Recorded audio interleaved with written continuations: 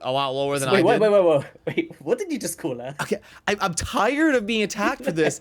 There's no Nope, chance. I'm not backing down from this one. There's a lot of champions. Hey, what's up? This is ChoseN, and gonna be joined by my good friend YST, and we've got a fun one to get the fusions tier list up to date because of Owella coming to a close here pretty soon. So we're gonna rank these 1 through 44. We'll have YST go through and quickly do it, and then I will pull up my my fusions rankings, and we will talk about where we agree and disagree and all that. Let's get into it.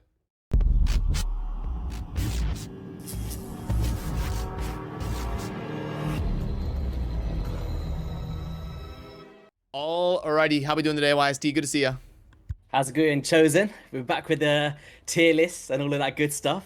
How you been, man? We're back.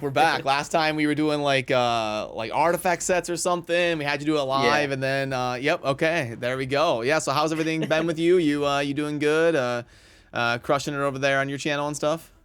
Yeah, it's been going well, thanks. I hope everything's well on your side as well. And I'm actually pooping my pants a little bit because when I'm on the spot doing these fusion tier lists, it's like, guys, just a disclaimer, like, I'm doing this off the spot, so this is stuff that I really feel like if I seen these champions, the ways that I would grade them from first glance, right? I'm not gonna like, you know what I mean?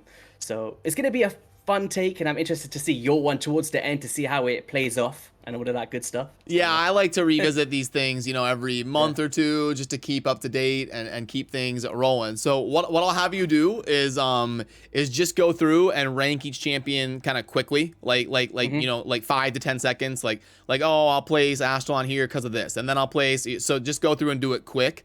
And Okay. then we'll have a period where you can adjust things once they're all on the board and move stuff around, and then we'll pull mine up and I'll kind of show you where we agree and disagree. So yeah, go ahead and take it away. Okay, and one other thing before we get started, I think that the way that my brain thinks is so much different. Like, I don't just think endgame, I think of like versatility. So, guys, bear that in mind. I Yeah, might be thinking a bit different here. and for worth noting that you'll see that the rankings are not like S, A, B. What we're gonna do is actually numerically rank them. Because fusions could all technically be S tier or all be F tier. It's kind of a Yeah. subset of the game. So we're just gonna rank them from favorite to least favorite, and it really kind of puts us on the spot to really make tough decisions because you can't really move a champion up without moving another champion down. So yeah. Go Yeah. ahead and All right. GLHF. Let's go. All right. Oh my God, I'm so scared. All right. Number one, Underpriest Brogni, Clan Boss, Versatility, Arena, Doom Tower, you name it. Absolute God. And I would always put him as number one in my opinion. I'd probably head into somebody like a Helicaf. Where is he? Heli Boy, where are you? It's gonna be in alphabetical order, so you'll see under like H, so he'll probably be somewhere closer. He'll be like top row, towards the back of the top row. Oh, there we go. Yep, it goes in Boom. alphabetical order. Yeah. Helicaf. Probably go into somebody like, ugh, oh God, it's harder. It's getting hard already. I've not even started yet. We keep it challenging on my channel here, and you Yeah, don't gotta we don't get started. stress out or go super fast. Just Yeah. yeah, just take your time, have fun with it. Mighty Uko, probably something for like Hydra Boss, go second arena teams. Helicaf for one of the best clan boss champions in the game in terms of you pull him, amazing champion straight into your squads. You can build multiple teams. I'd probably go into, man, all the fusions are so good, ChoseN. Yeah, and you got to get down to 37, 38, and some of them got to be bad. Yeah, I'll probably put Pythion. I really do like Rotos. I'll put Rotos up there. And Rotos so good, man, for arena in particular. That's just like a king. Pythion, mainly for like clan boss as well. Very similar to like the Helicaf effect. Just brings in so much damage mitigation. Great for arena and versatility. I feel that in my free to play as well. Oof. Oh my gosh, ChoseN, I know you're getting a lot of happiness out of this one. Yeah, Just I love watching me it. struggle. I love it because all of you content creators no. make these videos trashing on me. Like, so we're gonna put you on the spot here and make you do it. Okay, I've got to put my boy Nishak Vermin Lord up there. Oh man, It's weird because like we're so used to doing the A tier, the S tiers, the B tiers, and it's like putting them in this order is actually pretty tough. I'm gonna put Gaius up there. Yeah, well, and I like to make it as tough as possible because it kind of drives discussion. Because if everybody's just in the A tier, there's not really a whole lot of discussion. But when you're forced to rank them, then it kind of drives like, well, why did you put Rotos above Nishok and stuff like that, you know? Okay, so we're nearly finished on the top row, and so I'll put Tatora up here as well. So 1, 2, 3, 4, 5, 6, 7, 8, 9, 10. All right, that's my 1 to 10. Second row, I'm gonna probably go with somebody like put Morley in there. And you can just and you can just throw them on the board, and then once you see them all on there, then you can make adjustments. Yeah, that doesn't have to be final when you place it. Yeah, Tormin. Vlad did get a buff. I do like Vlad. Oh, Bivod has to be up there, 100%. Then Astrolon, great champion. Probably one of... Actually, I'll probably put him up here. I really like Astrolon. And if Nari isn't in the top row after all the grief you gave me, then we're going to have problems, okay? It's weird because now that it's in this kind of caliber, he's definitely going to make it into the top 20, my boy. Did you play with him yet? Did you manage to max him up? Yeah, I did a little bit, but not as much as I promised you in terms of full disclosure, if I'm just being honest. Oh, I'm upset now. I still need What's going on? I still need to do more Nari testing. And, you know, the workflow gets so crazy. There's always so many things I want to get to. Oh, God. Guys, you got to get onto ChoseN. Make sure that he's up to date with the Nari the Luckies. Do you know what? Owella, we're going to discuss this later, but I think Owella is good. I think she is good. Now it's starting to get tough, man. Okay. Okay, I have to put Brackus there. Remember last time we had that discussion? Oh my goodness. Yeah. Let's put them both together. You better put Brackus and Nari 1 and 2. Ooh. Okay, so we've run out of spots there, but I guess we can switch that around later. There is some champions I think I will swap. So I'll probably put the Foleys, what's his name? I forgot his name, but I know that he's good. Put Razin. Well, that was Versal, Foley, and Razin. Yep. Yeah. Kantra is really good as well. Great for Hydra Boss. You don't have Herndig on the board yet. Just. Yeah, I know. That's one of those champions that I'm going to swap later. That was like the one that I looked at. I was like, oh, it's a tough one to call that one. But I'm going to put him here for now alongside... I keep forgetting her. What's her name again? Morrigan. There we go. Yeah, Morrigan. Yeah. I think Pardon's really good. I think Rorik is decent. I like Killian, now-ish. He's good as well. Oh, man. ChoseN. God. Man, this is gonna be. There's gonna be a lot of switching around. We do the tough content over here on this channel. Oh gosh. Okay. So these ones are gonna be pretty self-explanatory. Pixel did get a buff. I can't recall it. I'm gonna have to revisit that. I think probably go like this. Oh, Santa. I'm sorry, buddy. Put you up there a little bit. Harvest Jack is really. Oh no. Okay. So are we a bit... Oh, wait, so it's 41 to 44. Okay. Yep. Go all the way. Yep. Fill up this 4th row. Yep. Now go to the next row. Yep. There you go. Now you got them all on the board, and now you can kind of think about where you want to switch around and stuff like that. I would say, how long do you have ChoseN? Because we're going to be here for about at least 16 hours. I mean, minutes. I'm good to go. I'm good to go. You go. By the way, I keep seeing you drink your cup, right? What is your cup? Because I've got a very similar color, right? I got the AMG, the Aftershock Media Group, the fancy tumbler here. Oh, I keep thinking that we had to, because my one's like a camera lens, like it kind of looks like a camera, but I can't afford the real thing, so I just drink one. Oh yeah, I like that. That is cool. Yeah, I like that. No, I've got a few different cups, and I've got like a fridge up here with a bunch of bottled water in it and stuff. So I've always got random stuff I'm sipping on. Oh, nice. Guys, is that really water in this cup? I'll leave that to the comments. Oh no. I'm supposed to be attacking you. This is not supposed. You don't come on my channel and bully me. That's not how this works. Oh god. Okay, so there is some changes I definitely want to change. I think Herndig is a lot better than I've given him credit for in the past. But I feel like the two places that players use him is the Nightmare Campaign, very strong farmer, and they also use him for the Dark Fate in particular, and great for the faction wars, but does hold a lot of value of damage and progression for the arena as well. So I'll definitely put him around here. I'll leave him around that Foley caliber. I think I'm happy with that. Pixneal, I know that she's a lot more better now than she was before. Was it in terms of the freezes? Let me just have a quick look. there is some champions, guys, that I'm gonna have to just revisit. So attacks all enemies is 100% freeze now. Increased defense, continuous heal. Okay, so she's a very good support champion for the Doom Tower, I'd say. Immune to freeze as well, countering those torments. All right, so I think she still belongs down here, honestly. Vlad, I'll probably put Killian. That's another one that I couldn't remember. So Killian is... Killian, not so lucky, has a decreased speed A1 at a decent chance. Okay, AoE block active skills. That's nice.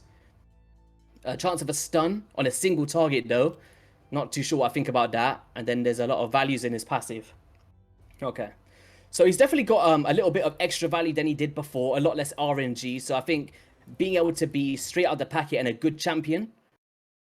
I'll probably put Killian down a little bit. I think I prefer Vlad over him. I'll put Vlad above here. Morrigan, I think I've not given enough credit for, in my personal opinion. I'll probably move her. I like Morrigan. Top row, Iron Brago, great for clan boss. Yoshi, great for arena. Increased accuracy, go second teams, you name it. I think he's very underrated. AoE sleep with bombs, one of the best bomb champions in raid in YST Lethal. Nishak Vermin Lord, you can build him in certain ways where taking down Bommel, right? We showed that with the one-shot strategy. Also the poisons and solo builds. I think he's very versatile. Rotos, I don't really use Rotos on my account. Do you, ChoseN? Yeah, I use them all the time. I've got, do? Yep, I've got certain arena teams for tag team arena and classic arena, like farming. And I think I even use him in, like, you know, versus the Griffin and stuff for, like, Doom Tower. So, yeah, he definitely gets use. Yeah, no, I really do love Rotos, but I'm just thinking in my head, like, this is the problem with me as a creator, is I always think about versatility instead of good in one specific area and very strong in that specific area. And that's where Rotos is for me. Like, away from the arena, I don't really see him being used, right? Unless you're like early game to mid game and you're in the Doom Tower. But he does deserve that 1 to 10 slot. I think I'm going to put him below Nishak Verminlord. And that's just my personal preference. Gaius, Yoshi, I'm happy with that. Totora, Brago. Morley, I think, yeah, 11 was nice. Well is going to be a controversial one. In what way? You think a lot of people will want lower? Yes. The thing is, like, do you want to have this discussion now about Owella, like, briefly? We can wait. You finalize your list, yeah, and then I'll get mine on the screen, and then we'll kind of talk about the different tiers here. Okay, so I'm gonna put Harvest Jack up here. Although I do like Rorik, I don't think as of now, we've discussed this before, where I don't think he has the value in the game as of today, but he is a great stun champion. I think that deserves to be there. I think Mother Cyber is very, very wrong to be there as well. Don't get me wrong, guys. I love Skull Lord Vargal. Amazing champion for the Hydra boss. Apart from that, I don't see the use. I love how you're talking like a politician. Like, you know, anybody that's low ranked, you're like, I do love them, but I gotta... I do. This is the thing, guys. Like, do you know with Raid, like, they do bad jobs of fusion sometimes, right? Like, the bottom row, you know what I mean?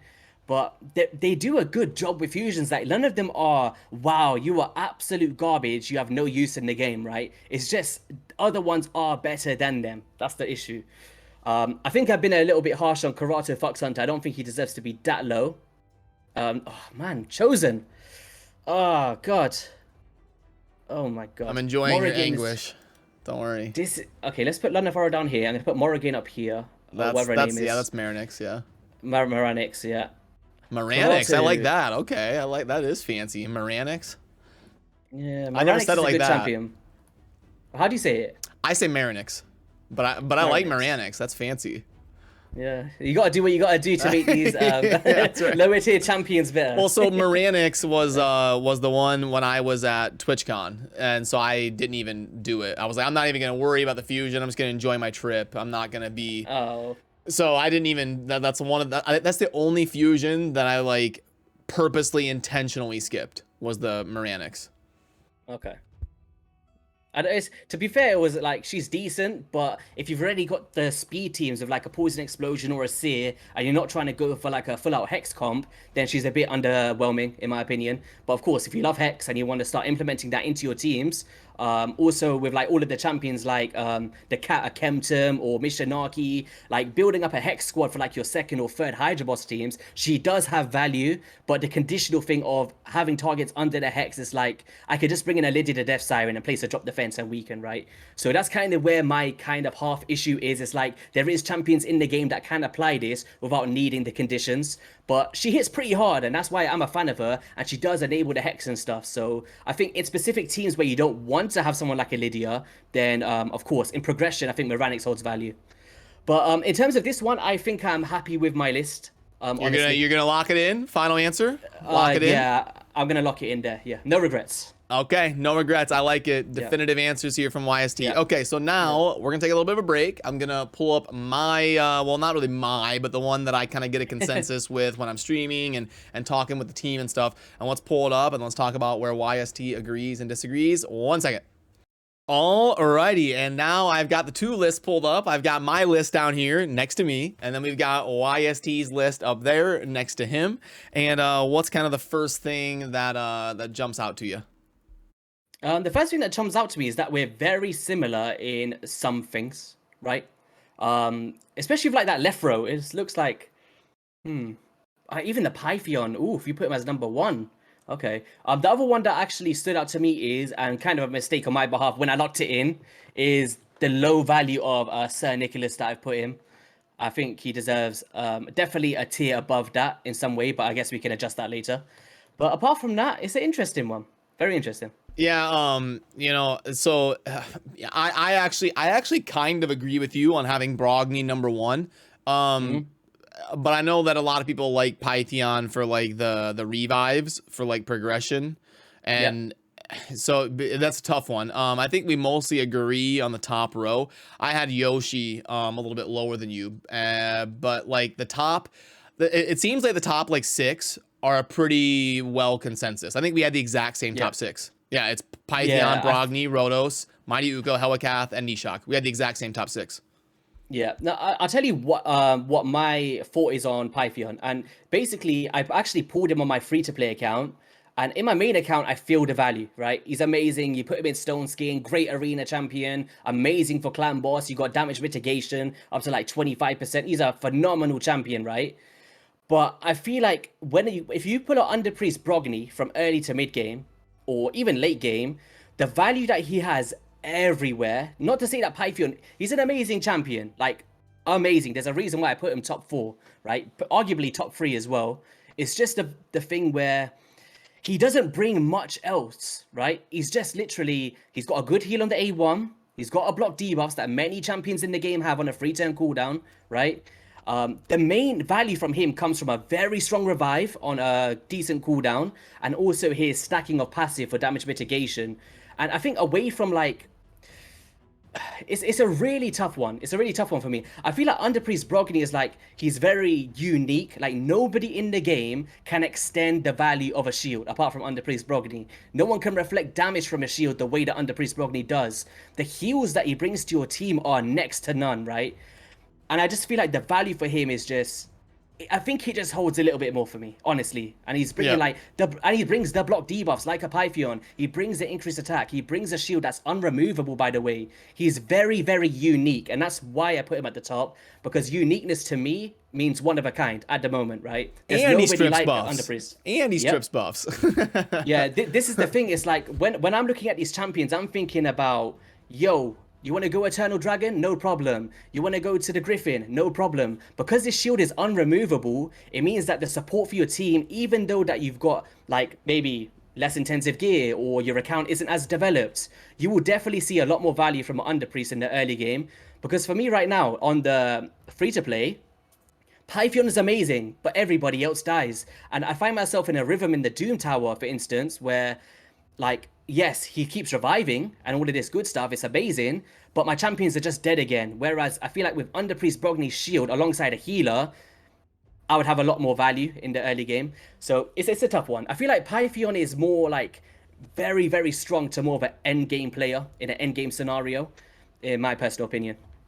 Yeah, and you know, we actually agreed at the top end and the bottom end a lot. Like, did we have the same? Oh, you had Rule down, but we had like 9 of the same worst 10 and top 10. And you know, the main discussion, we had Oella ranked about perfectly the same. We both had Oella. You had her 12th, and I had her like 15th or 14th. So yeah, very, very similar on Oella. Yeah, no, the thing is with Oella, right? By herself, like this is why I found it hard to place her there, in a sense. Like, realistically, as a single champion, she should be down here, right? Sorry to mess that up a bit.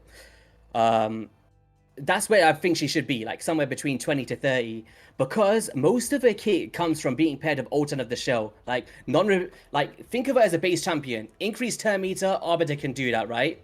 Increased resistance, there is champions in the game like Borrega the Elder that can use that same buff, so she's not unique, right? There is champions in the game that can do that buff.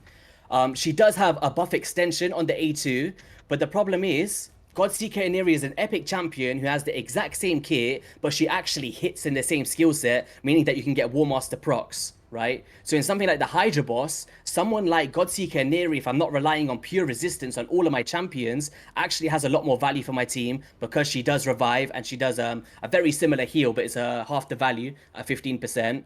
And the A1, the decreased speed is only valuable when you do not need the accuracy, right? Because if you need the accuracy, it means that you have to drop all of your sustainability down, meaning that she's a lot more squishy, but she does become very, very strong if Alternate the Shell is on the same team, because the passive actually instantly activates the continuous heal buffs if Alton's on the team, right?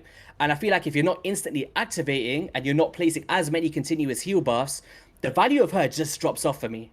That's just my personal opinion. But as a standalone champion, she's very good. Like, you pull her, you'll feel the value, especially if you don't have any other turn meter control champions, or you're trying to get past the hard or the brutal Hydra boss for the first time. You will feel the value of that increased resistance and leading in with the extension of buffs. And as long as you got some decent resistance on your squad, you should be able to resist the Head of Mischief and tanking those things up. But you can kind of mitigate that just by having a Mischief tank in your team and not needing to build a whole resist squad just to counter one head in the rotations. So that's kind of where I sit with Oella. Great with Ultan, but decent without it. Yep. I kind of agree. So if Alton didn't exist in the game, she'd probably be in the 20 to 30 tier. But he bumps her up. He bumps her up a few slots. Yeah, I think we ended up actually agreeing with a lot. You had Mother Sibylle, a lot lower than I did. Wait, what did you just call her? Okay, I'm tired of being attacked for this. That's how you say it. That's how you say it. What is a Sibylle? No. Yes, it is. Look it up. No. Look it up. Who said that to you? The Google Translate Wikipedia. Wikipedia told me. No. It's Mother. Guys. We talked about this on stream. We looked it up. We researched it. It's Mother Sibylle. That's how you say it. There's no chance. Nope, I'm not backing down from this one. There's a lot of champions that I pronounce wrong, like Vrask and stuff like that. But Mother Sibylle is not one of them. It's guys. Okay, let's in the comment section. YST. Is it Mother Sibylle or is it Mother Cybele? Because that's how I read it. Nope, it's Sybil, look it up. Sybil. What about Sybil then? Can we like find a middle ground? Well, when they show you the breakdown of how to pronounce it, it is Sibylle. Like, if you look it up right now, maybe in the video I'll remember to pop it up on the screen. But yeah, it's Mother Sibylle. But the thing is, there's no Y there. Like, it'd have like an apostrophe, right? I agree with you that it's silly, but I'm just going by what I'm told by the people that are educated and know more than me. I agree with you. I said it differently until I looked it up. I agree with you. Okay. Mother Symphony. That's the highlight of this video. Anyway, the mother champion, you've got her rated a lot lower than I do. It's a bit low, honestly. The problem is, it's like we gotta score them right in some way. It's like, who would I? You're right. You are right there, actually. In hindsight, if I was, can I change it live? Yeah, go for it, man. Yeah, go for it. I would probably put it somewhere around here, if I'm honest. I think around that 23 range sits right in the middle for me. I think she is a very, very strong champion. Revive on death. We got decreased speed A1, solid for Hydra boss. But I think away from Hydra boss, I don't think I would use her. That's just my view on it. I think amazing, right? Decreased speed's great. We got increased defense. We got revive on deaths, but I don't know. I see her a lot in some of those like tag team arena defenses, like your third tag team. Yeah. I see her a lot there. Yeah, no, I agree. No, but it's not like a bad thing to be in the middle. I think that's actually pretty complimentary. To be sitting bang in the middle amongst these amazing champions. I think I'm happy with 23 for me. Nice. Okay. Yeah. There you have it. Well, you know, we're gonna head on over and record a video on YST's channel, and I'll link to his channel down below. So if you haven't already, definitely head on over and check out YST. Oh, he wants to yell at me about one more thing. What happened? I was gonna say, my Sir Nicholas, before guys kill me in the comments, and I have to agree, he does not deserve to be next to Vergum card. There's just no chance. What I would probably do is, Move him up. Come on, get your final version locked in. Move him up. Okay, I'm gonna put a pardon. Sorry, a pardon. The thing with Sir Nick is he's so good early game, and he kind of like slowly falls off. That's the issue. But the thing is, to me, he holds the same value. It's weird to say this, right? But if you think about this in hindsight, sorry to drag this on, but no, you're good, dude. I'm good. I just didn't want to take an hour before doing your collab. I'm good. Oh no, I'm good. We're good. Are you guys good? Let's carry this on. Okay. Well, we're good then. We're good then. Go ahead and walk us through it. So Sir Nicholas, right? So with a Helicaf, if I was to ask you one question, where is the value that you see for players when you talk about a Helicaf? Like, why do you put him so high? I think because the new like Iron Twins dungeon, and he unlocks so many compositions, and he helps people build certain unkillable comps for different content. He can be used in the classic arena, the tag team arena, really in all content. That 2 turns of block damage can help you kind of grab your bearings and get your comp rolling again. So I just think, you know, like you said, with general utility and being able to be used a ton of different places, he ranks so high in terms of unlocking content. But I do think, you know, if we were doing like an end game rating, I'd probably slide him down. Okay. Yeah, no, the question why I asked that is, it's the same thing with a Sir Nicholas. And when you pull a Sir Nicholas, he actually enables the same thing as a Helicaf. Now, it's not going to enable the same team. Don't get me wrong, guys. It is just an unkillable buff, right? On a 4-turn cooldown. But it is tunable, and players are looking for unkillable champions. And if you're not going the block damage route, Sir Nicholas can unlock that for players.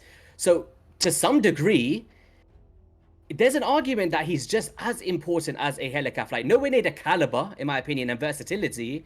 But in terms of unlocking the Demon Lord for players, there's an argument to be had that he deserves a lot more than he gets, being an older fusion.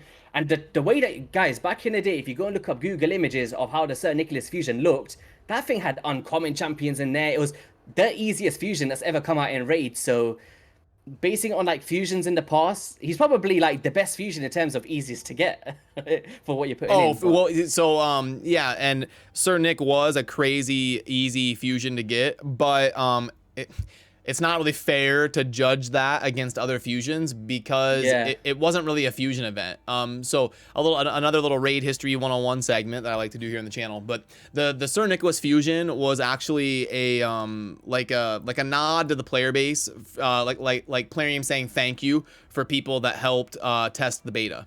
So what they did at the end of the beta, they had this like super easy fusion for a really good progression champion in Sir Nick, and that was their way of saying thank you for beta testing. So it wasn't really a fusion event. Like one of the first fusion events they did was like Foley, and it was ridiculously hard compared to like people's capabilities within the game. So if anything, fusions have gotten easier since kind of like the early days of Raid, because they got a lot of backlash for that Foley fusion. Was one of the first ones they did, and they got they got an insane amount because they set the bar with Sir Nicholas after the beta. Then they came out with that Foley fusion, and everybody was like, "What in the world is this?"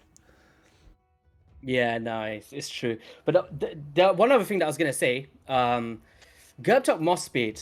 What's your kind of view on him? Because you've got him pretty relatively high. Now, I do understand what he does. He is amazing. He's like doing the block buffs. He doesn't have to hit your targets. He's just placing it.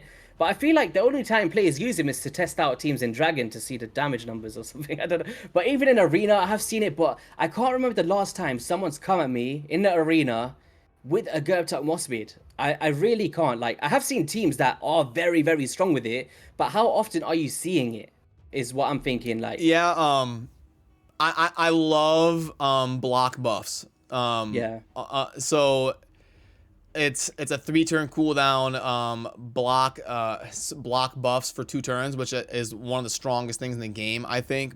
But you're right. I would be open to sliding him down a little bit. Yeah. No, I think where you are is not bad at all. I was just wondering how you thought about him because, like, he is a strong block buffs champion. They did take it down from a 5% poison on our targets down to a 2.5%. So you're not getting smacked as much when they buffed him. He does bring value. He does bring value, but I just don't think he gets much use. I don't think. Yeah. Maybe in Hydra Boss I might be wrong. I just haven't seen it myself. But Yeah, I think you're making a yeah. fair point. I would probably slide him down a little bit. If I moved him here live on the video, I would probably take Gerp Tuck to like right behind Kreela or something. Something like, I would move him down a couple spots, something like that. Maybe. Oh wow, you really don't like Kreela, do you? Look at you. I mean, I like Kreela. There's nothing wrong with her, but like, Yeah. can I put her like in the top half of fusions? I don't think so. She definitely has a use though. But do you know what it is? There's only 2 ally attack fusions, right? There is Lunafaro and there's Kreela Longbeard, whatever her name is. I think she brings a lot of use, right? Increased crit rate, increased attack. She does AoE abilities for waves, great for ally attack as well. Granted, it's only on an 80% chance, and you have to book it up, which is a downside. And she only brings 3 target allies. But I think for Clan Boss, very, very strong. But I'm not against it. I just like to pick your brain and see what you think about champions. yeah, no, you are right that it's kind of a scarce thing. You have, because we learned this when we were building those knee shot compositions for blowing up Bommel. And you've got like your Longbeard and your Lunatharil and your Kreela, but there isn't a whole lot of really good champions that do it. So yeah, I mean, I agree that Kreela belongs kind of up there a little bit, but that's how I'm I happy see with it. your Nari pick though. Look at you. I love it. See, look at that. You convinced me that he's got some utility. I also had Brackus like 3 spots lower. Usually, but I moved him up, I moved Nari up, and I try to kind of get it's never gonna be perfect. There's always gonna be disagreement no matter what list you make. I try to like soak up knowledge from as many creators and as many different people and kind of lay it out, but that's the way I do it anyway. That's true. It is true. Like it's very impossible to say what is the best fusion because the best fusion for me might not be for you, right? You might benefit from a Pythia more than I'll benefit from an Underpriest, and it all comes down. That's what I love about Raid. If I'm honest, it's like every player's account is different, and certain champions enable certain things for certain players. Like if I was progressing and I wanted to do Doom Tower, I'm looking for the Underpriest Brogni. Whereas if I'm looking to do an Ultra Nightmare Clan Boss team for the first time, I'm looking for a Helicath before an Underpriest. So it all comes down to the players at the end of the day and what you hold as value. But I'd say my biggest takeaway from your one is our discrepancy between Yoshi the Drunkard. Apart from that, I'm not against much that you put on yours, honestly. Nice, yeah, and your point is a good one because it's what made Raid or one of the components that made Raid a lot more successful than some of these other games like Eternal Evolution and Awakened Chaos Era and stuff like that is because Raid launched with like 400 legendaries, or I mean 400 champions, and a lot of these games they launch with like 40 champions, 80 champions, and there just isn't the depth. There is like. Everybody doesn't get such a different experience to kind of share and talk about. It's like you play Awakened Chaos Era and everybody uses the same 5 champions. And it's like, okay, there is like, but Raid, because they has like 800 champions and it launched with 400, there's so many different experiences to kind of share and talk about in Theorycraft. Yeah, no, 100%. It's really cool. It is really cool, 100%. Cool. Well, then we're gonna head on over to YST's channel, but good job doing it live and doing a quick fusions tier list and walking us through it. Appreciate it, man. Oh no, I appreciate you having me on. I always enjoy getting put on the spot from time to time from ChoseN. He likes to bully me, guys. That's right. right. In all seriousness, it's like it does open up my brain a little bit because it's not every day that I sit and think about 44 fusion champions, right? And to just like on the spot think, ooh, how good is this champion? Like if I had a lot more time and think of every single champion's kit to a T, it might look a little bit different. Don't get me wrong, but for a first kind of glance, putting them on the board, swapping around a few, discussing my thoughts on them, I'm happy with this one. I think this is kind of where I would base them on my account. If I was to say, yo, I got all of these champions, which one would I prioritize over the other? This is probably how I would do it on my personal account.